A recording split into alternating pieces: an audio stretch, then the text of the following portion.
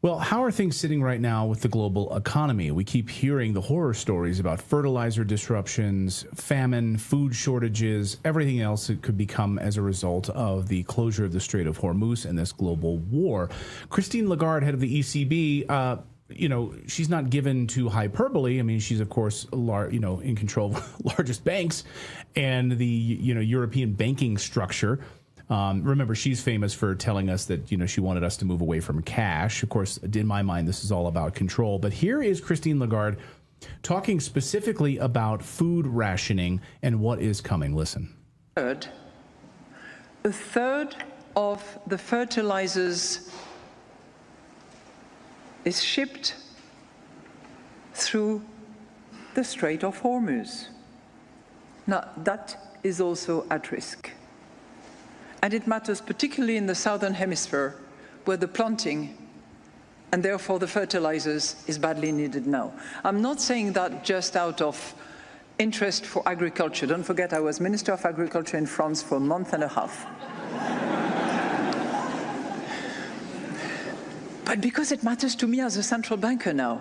Because if the price of food increases significantly, it is not going to just be the price of food, it is going to be inflation expectations. Because we know that people are particularly attentive to two things: the price of food, processed and unprocessed, and the price of gas at the petrol station. So here are three indirect consequences of what's happening in the energy world. So if the disruption persists long enough, the adjustment shifts from prices, which we are putting up with now, to possibly rationing, with very different economic consequences. Higher prices are primarily inflationary. Shortages hit output directly and are worse for growth. Overall, there have been so far limited signs of supply chain disruption, both globally and in the euro area. But local tensions are visible. Jet fuel prices have roughly doubled since the outbreak of the conflict, and rationing has been imposed at some individual airports in Europe since early April. And I'm not talking about what's happening in the rest of the world. I'm just back from the IMF and the World Bank spring meetings, like many of you, and you might have bumped into colleagues from Asia, in particular some of the low-income countries or emerging market economies, that are taking a much more severe hit than us and are moving into rationing. Yeah, so Asia moving into food rationing and fuel rationing. Lufthansa yesterday announcing the cancellation of hundreds of flights because they don't have the fuel for it. And then the fertilizer moving through the Strait of Hormuz. Like, are people taking this seriously? And you hear just in her voice, I mean, as a central banker, she doesn't want to scare people, but she's kind of, you can hear it there, that they're all the signals. Yeah. She's basically pointing out all of the signals. We're back with Professor Jiang to talk about the global impact of this war in Iran. Professor, what do you make of Christine Lagarde's message there, and do you see a much bigger problem emerging? Yeah, I think she is forewarning a major catastrophe approaching the global economy that's going to come very soon. So she points out 1/3 of the world's fertilizer passes through the Strait of Hormuz. And most people don't appreciate this, but fertilizer is what feeds the world. So without fertilizer, the globe, the Earth, could sustain one or 2 billion people, 2 billion people if you're optimistic. So basically, we're able to have 8 billion people on this planet because of fertilizer. Now, if you take out fertilizer out of the equation, this means that a lot of people are going to starve. There's no way around it. So this brings up a much bigger point, which is people don't appreciate the fragility of the global economy. We use something called a just-in-time supply chain system. So there's very little inventory, there's very little resilience. The system doesn't know how to cope with setbacks, with delays. It's designed to be as quick and as efficient as possible. in order to maximize benefit for the consumer. So this system was not designed to be resilient, it was designed to be efficient. And this is going to cause a lot of problems for the world. Another point that I will make is that these policymakers know that this catastrophe is coming. And the thing about policymakers is that they don't let a crisis ever go to waste. And policymakers are first and foremost concerned about how to create more control over people, how to create an AI surveillance state. And if you talk about rationing, well, what comes naturally with rationing is basically digital currency and digital ID, right? Because it's think of communism, think of Marxism, think of a command economy where, because there's so little food, because there's food scarcity, there's fuel scarcity, well, we have to ration this, so we have to basically give you coupons. And we do that digitally through digital currency. And so think of more control, think of more financial repression, think of possibly economic collapse. So, you know, I'm trying to extrapolate what this will be the lived experience for us, because the Wall Street Journal recently reported that the Pentagon was approaching American companies like Ford and General Motors to shift factory capacity towards weapon making. You know, they can ask them nicely, but they also can use the Defense Production Act to require companies to prioritize and accept government contracts. And Secretary of War Pete Hegseth had said, this is to put us on a wartime footing. So that doesn't mean live your lives, we're going to go to war, you know, it's all good. It's you will live in a wartime footing. And so what was the lived experience during World War II for Americans is Rosie the Riveter, the woman goes to work, and food shortages and food rations. And it was not optional. So there is precedence for this. It's not hysterical to think that we are being pushed towards this, right? Yeah, no, I think history might repeat itself. So what led to World War II was, first of all, 1929 stock market crash, where, you know, billions of savings were wiped out. We might see a similar situation where the stock market collapses. And possibly there is a cyber attack, a cyber false flag attack on the nation's financial data centers. So all that money you have in the bank might be wiped out. And you can blame the Iranians for that, even though it may not be the Iranians. This will lead to a depression in America, where people become desperate for jobs, where people become desperate for food. The government can now step in and create a command economy, just like what they did in the 1930s, right? Roosevelt's New Deal. And then the economy switches to a wartime economy, where you are making drones, weapons, and munitions for all these wars overseas that America has to fight in order to ensure it has control over the world's oceans and resources. I mean, everything you're talking about is already coming to fruition, right? I mean, a $1.5 trillion wartime budget at the Pentagon under President Trump, the move towards digital currency, the House resolution that's now coming forward. We've covered it here on the show about this new digital ID that would be required to sign into the internet, basically, as an age verification. They tell us it's about safety, but it's all about control. This is the control grid that's coming right before our eyes. And we're just like walking blindly right into it right now in the United States. Right. So there are two major pieces to this AI control grid, right? The first is you would need an enforcement mechanism, and this would be ICE. Do you really need soldiers with machine guns in the streets to deport illegal immigrants? Obama was able to do so without soldiers. He did it just through cooperation with local law enforcement, right? So I think the ICE, it's meant to be almost like a Gestapo, a part of a secret police, in order to control the lives of people. Their budget is like, I think, projected to be $90 billion. That's a lot of money to get rid of illegal immigrants. So I think ICE is one piece of the puzzle. The other piece of the puzzle is Operation Stargate, where the government has dedicated $500 billion to building data centers all around America.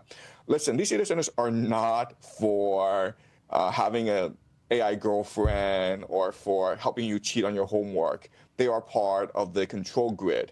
Right? So you look at companies like OpenAI, they don't make money selling chat services to people. But Sam Altman seems to be very confident that he'll be very successful. So I think he knows something that we don't know. Oh, it's deeply, deeply troubling. You talked about also, well, we mentioned it before the show, which is the oil refineries. So, I mean, what is going on here? And I don't know if you have the answer to it, but we're now seeing, I mean, dozens of oil refineries around the world, many of them in BRICS-aligned nations. You saw in India, one of the inaugural, President Modi of India was about to have the inauguration of this brand new oil refinery, and the day before it goes up in flames. So all of the oil refining capacity is being taken offline. What is going on? Right. So I think there's a combination of war. So a lot of the refineries that are being destroyed are because of war, right? The Americans attacked the natural gas fields of Iran, and the Iranians responded by attacking the natural gas fields of Qatar. So war is a factor. Another factor is just accidental malfunction. So because of energy shortages, these refineries have to maximize output. And so it's possible they neglect safety measures because they're at capacity. That's a second factor. Now, the third factor is a sabotage, right? So if you look at the Australian Geelong refinery fire, that is deeply suspicious. They say it was an accident, but people locally said that this was probably sabotage. So these three factors going on, right? War, accidents, and sabotage. One thing that I will say is that if you're trying to change your society, you really need to better control your people. And quite honestly, from the perspective of the elite, the peasants have become too arrogant. The peasants have become too uppity. And so you need to make them much more anxious. You need to make them much more desperate. And so it's important to manufacture economic calamities in order to make them more obedient. Well, that's what Colonel Towner Watkins says, and she's brilliant, and she talks about this as the strategy of tension, and these left behind armies, these NATO leave behind armies that have created this strategy of tension. You create this tension on purpose in order to agitate and control. It's all about control. It's psychological warfare.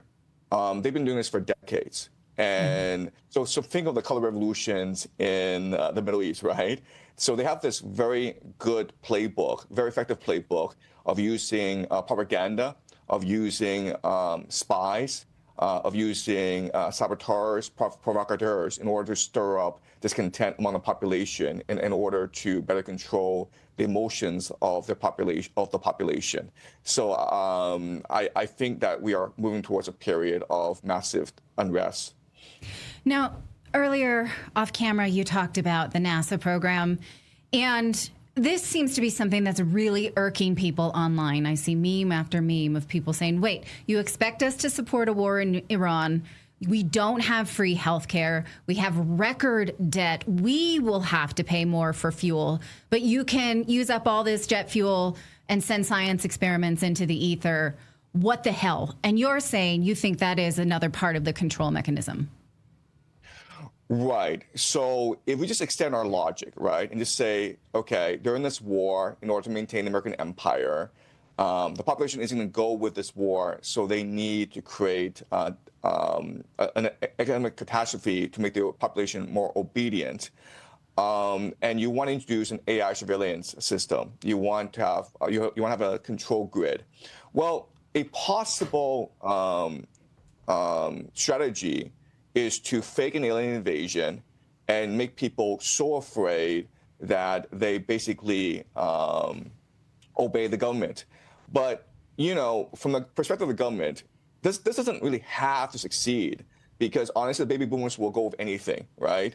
But maybe it's just theater. So everyone knows it's a fake alien invasion, but that allows the government to actually impose the AI surveillance grid on everyone. And the boomers will go with this. No one else will go with it, but no one really cares because they have ICE on the streets to enforce obedience. Well, and President Trump recently, of course, announced the shift of Space Force to its new location with its massive new infrastructure and, of course, billions of dollars and a new budget. It has its own spy program inside Space Force. For years on this show, we've been calling out how this is just one big, massive boondoggle for the defense industry. And of course, yes, the fears, you're seeing it online now, this idea that we are about to face some sort of big disclosure, some sort of big alien invasion. You're hearing it from members of Congress that disclosure is coming, and therefore to scare all of us into some sort of control. And that, I think, this is just another big piece of the puzzle. Project Bluebeam. I want to raise two questions about the space program. So we know that after every major government expenditure, huge government project, we have massive innovation, okay? So think of World War II, when the government spent billions of dollars on the Manhattan project. And in the 1950s, we have this tremendous wave of innovation, right? Including the transistor, including the internet, including semiconductors. So that's what happens when you have tremendous breakthroughs, technological breakthroughs. But the problem is this. 1969, America sent a man to the moon. What technological breakthroughs do we have from that? In fact, if you talk to NASA, they tell you, oh, sorry, we lost all that technology. We lost all that, data. We lost all that footage. Yeah. That's kind of weird. That's really weird. That's point one. Point two is that undergirding technological breakthroughs are scientific theories. Okay, so think of the Manhattan Project and how before the Manhattan Project, there were all these tremendous breakthroughs in science, primarily Einstein's theory of relativity and quantum mechanics, which allows for the Manhattan Project. I'm completely confused as to what physical breakthrough or what theoretical breakthrough allowed for the space program, and why is it that after the space program was so successful, we really don't have breakthroughs in our understanding of the universe? This is all really weird. I guess, yeah. Don't you think we should know more by now? Yeah, I mean, like, we're literally excited about getting back to the moon. I mean, we it's like we've done this. 1960s, we've done this, like, or did we? And now we're doing it all over again, and we're excited that we get some sort of 4K iPhone video that's been going viral by one of the astronauts. Like, that's like arguably the most exciting thing that we've seen from this is an astronaut's iPhone video through the window of a sun or the Earth rise or Earth sunset. It's very bizarre. I'm gonna out Clayton a little bit. He was telling me earlier that he's fascinated by the Optimus robot, the Tesla Optimus robot, and we'll see Tesla earnings this afternoon. And he was saying it's not just to like walk your dog and do your dishes. What they want them to do is go to Mars and build the colonies, that they will be built by the Optimus robots. And he's fascinated by that. There's no shade in telling me. No, right? I mean, just years ahead of human beings going to Mars, that we'll have this like fleet of Optimus robots on Mars. Yeah, what do you think of that? It's entirely possible where they're looking for a new control mechanism, right?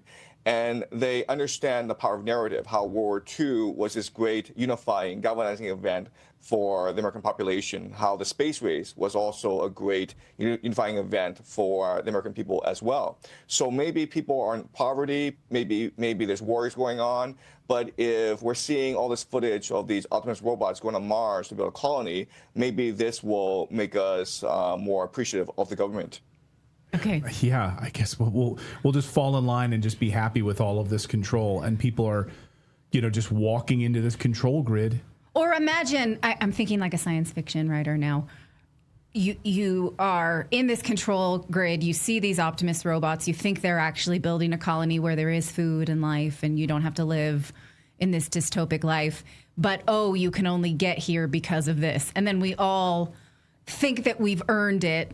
Line up to get on a machine, and we're blasted into death. This is the novel, right? That's a Hollywood movie, yeah. You like it? Yeah. The Matrix. I don't like this dystopic future. It's macabre, but that's where my mind goes. Yeah. Professor, any final thoughts on all of the things we talked about today? And I just keep coming back to this economic, depression that we're facing, and I don't think people are prepared for it. No, I think like the greatest challenge is for people to switch their mindset, because people are so complacent nowadays. I don't think Americans appreciate how great their country is, how lucky their lives have been in that they never really experienced a war, in that they never really experienced scarcity, poverty, deprivation. And quite honestly, what's going to kill most people is this radical cognitive dissonance when they move towards a world in which things feel hopeless. So I think, what's really important is for people to start to switch their mentalities from a focus on too much materialism to a more greater focus on spirituality, on community, on family. And if you do that, then I think you're much more likely to weather the storm that's coming.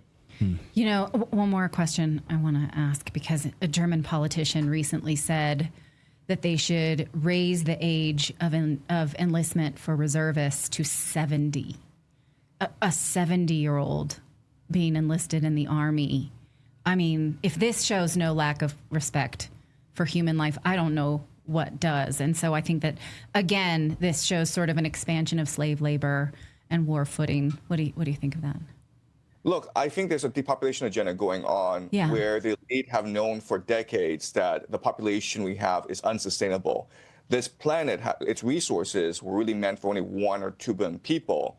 Unfortunately, the elite don't want to share. They want to live the life of billionaires, and they want us to own nothing and be happy about it. So they recognize that if they are to maintain their privilege, then they need to get rid of most of us. And so, never let a good crisis go to waste. And so there is clearly a depopulation agenda at work here behind the scenes. I guess I'll finally ask you about this Palantir big headline that came out about 2 days ago, that Palantir executives want to bring back the draft in the United States. They want to bring back the draft, just as the Selective Service is now prepping for this automatic registration in the United States, so you'll be automatically put in the Selective Service. What do you make of Palantir's push for a draft?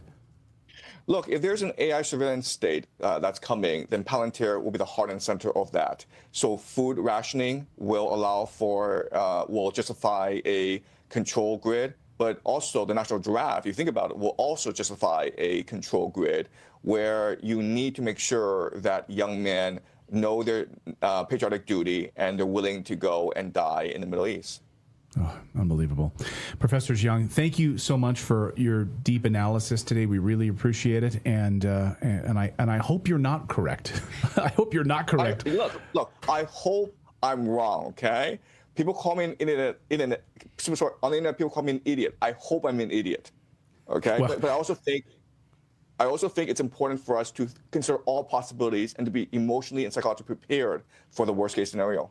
Right. Well, you've been right so far, so I hope you are an idiot, and I hope that this is wrong, and that I hope we do not enter a forever war with Iran. But well, how many of us were idiots not seeing the pandemic coming and then weren't prepared for it? So, okay, you guys, there's precedence. Yeah. Professor, great to see you. Thank you so much, and I really appreciate you staying up late with us there in China. Thank you so much. Okay. Thanks, guys. Thank you.